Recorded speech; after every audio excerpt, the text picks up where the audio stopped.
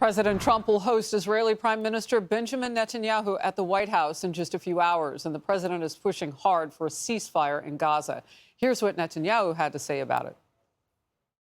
I am committed to the three missions together: releasing and returning all our hostages, both the living and the deceased, eliminating the capabilities of Hamas, driving it out of there, and ensuring that Gaza no longer possesses a threat to Israel.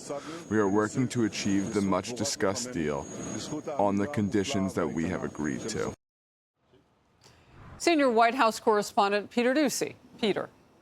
Harris, President Trump is going for a twofer today. He believes he can end the war in Gaza and strike a permanent deal with the state that has been sponsoring Hamas in Gaza for decades, Iran.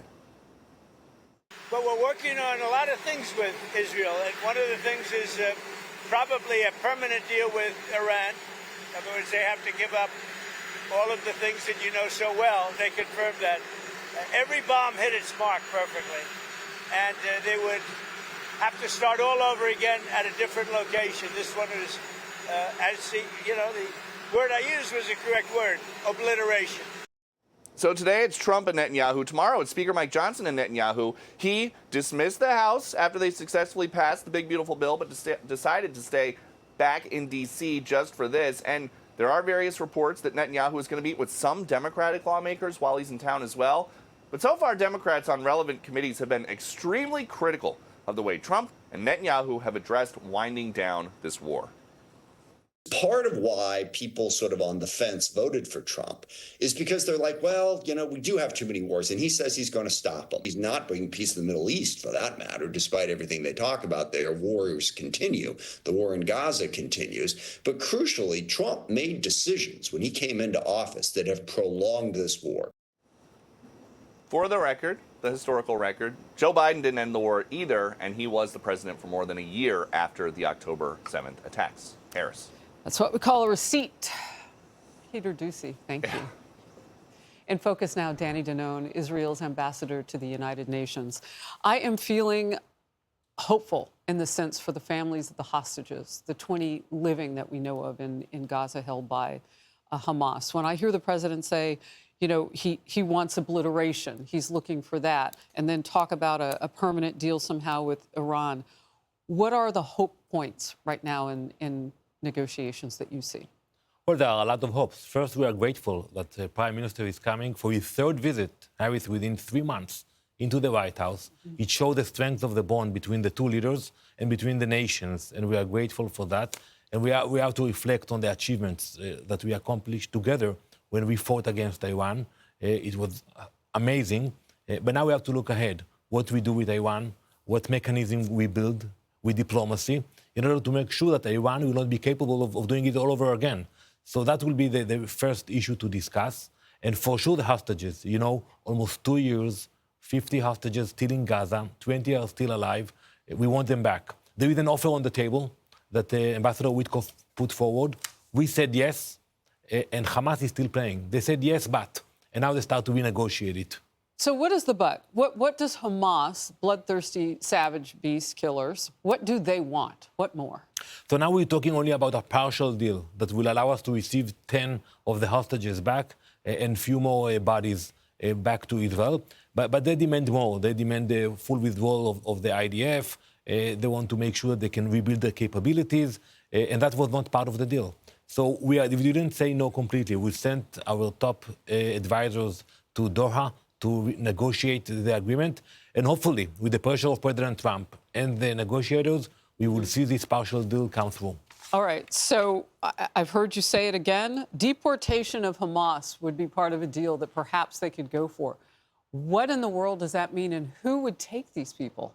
Well, we know for sure that we want all the hostages back to Israel, that Hamas will not be in power. That's given. Now, there are ideas about deporting the leadership of Hamas. It happened in the past when the PLO was deported from Beirut in 1982. So I think you will find countries that will accept them. The problem is they don't want to go. They want to stay in Gaza, continue this radical jihad against Israel. And for them, it's the essence of their existence is to fight Israel. So I think the problem is not finding a host country. I think you will find some of those countries that will accept them, Turkey, Tunisia, Algeria, and others.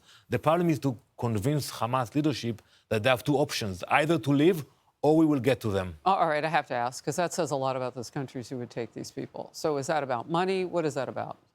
Well, some of those countries support Hamas for years, allow them to come and stay there, and they have no issues with them. That's unfortunate, but I agree with you. It shows with whom we are dealing. Has President Trump approached reshaping the way things at least get done in terms of negotiations in the Middle East? Is that too much to say? No, you have to give him credit.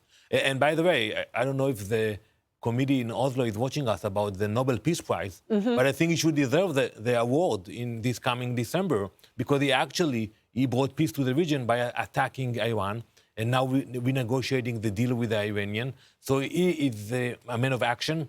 We have seen it on the ground, and I believe we will see some progress also when it comes to Gaza. And Pakistan and India. Absolutely. He stopped a war. He stopped a war in its tracks. Absolutely, and I have to say that his attack against Iran gave him a lot of credit, and today he has more power to influence other areas in the world. Oh, interesting. All right, let's concentrate just a little bit more on Iran right now. How much are they able to, change the map over there with their proxy militaries and maybe put them in new places if it can't be Hezbollah in Lebanon because it's been hit by Israel so much and really flattening out Hamas through whatever negotiations are upcoming?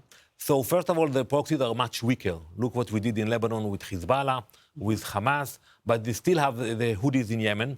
Only yesterday, we attacked few ports in Yemen because they are still sending ballistic missiles into Israel. So they stopped with the missiles from Iran, but you have ballistic missiles flying into Israel from Yemen. So we attacked 3 ports, and we told them very clearly, if you dare to attack us again, you will pay a heavy price. And I think they should think twice before doing that. So I'm curious about this because this isn't the first go around with the Houthis, not even for the current president. And why are they so stubborn to hit? Is Iran maybe making them their biggest pet of all and keeping them armed and keeping them flush with cash? How are they able to sustain? Well, they get the funding, the training, the missiles, everything they get from Iran. But sometimes with those proxies, you lose full control of what they are doing. And I think today the Houthis want to show that they are there, that they are independent, but we are getting to them. And we have the capabilities. The same way we targeted Iran, we can target those Houthis. What deal gives both the U.S. and Israel something today? Are they talking tariffs? What all is on the table? Well, first Iran, second Gaza, the hostages, the day after. And I think the partnership we have, we proved that we can work together. And we are very proud of that we have the support of the United States. Ambassador Danon, always great to see you, particularly in person. Thank you. Thank you very much, Harris.